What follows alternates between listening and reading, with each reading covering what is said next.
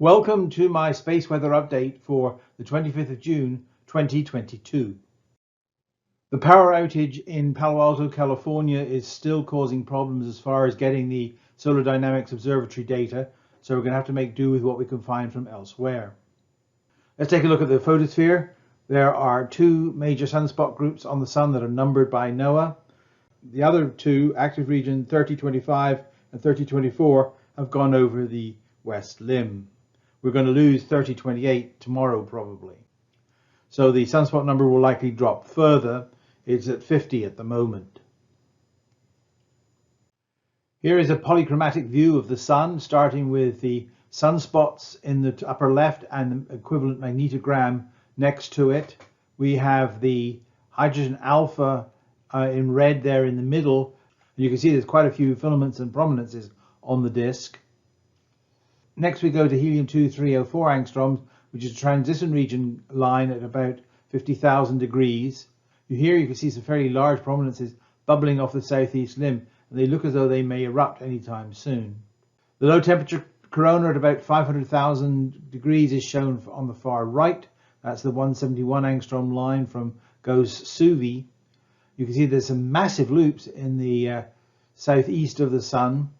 You can see the remnants of those active regions that went over the limb still on the west limb.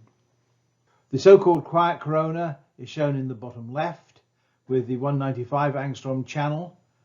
You can see there's some bright areas. There's also some coronal holes, and it looks as though there may be a new coronal hole forming near the west limb. The active corona shows the active regions. These are the bright areas along the limb and across the disk. There may be a new region coming over the southeast limb. We've had very few flares, so the flare corona at 131 angstroms is not showing anything particularly bright. Far right we have the SOHO, LASCO C2 and C3 images. The little white dot in the middle is the actual size of the Sun, and there have been a couple of CMEs that have come off the Sun in the last couple of days. Here is something new that NOAA has put together from the SUVI instrument. This is a compendium of all of what we've seen in the previous slide. There are no flares, no purple shown here. Most of the Sun is quiet, the blue shades of blue. There's a few coronal holes there you can see in the bottom right. There are quite a few prominences and filaments on the disk, that's the orangey colors. And the bright regions or active regions are mainly concentrated on the west limb and in the southeast. The GOES X-ray plot continues to fall. If you take a look at the background, it's dropped by quite a significant amount the last 3 days. There have been a couple of small C flares. In fact, we had one just a little while ago, but nothing too impressive. Next we'll take a look at the solar wind. This is from a combination of the ACE and DISCOVER spacecraft. The magnetic polarity BZ, which is shown here in red, is down. It's actually moved into negative territory, about -5 nanotesla, and that means that there is possible for some reconnection with the Earth's magnetosphere, but it's not very strong, so that's unlikely to create a major storm.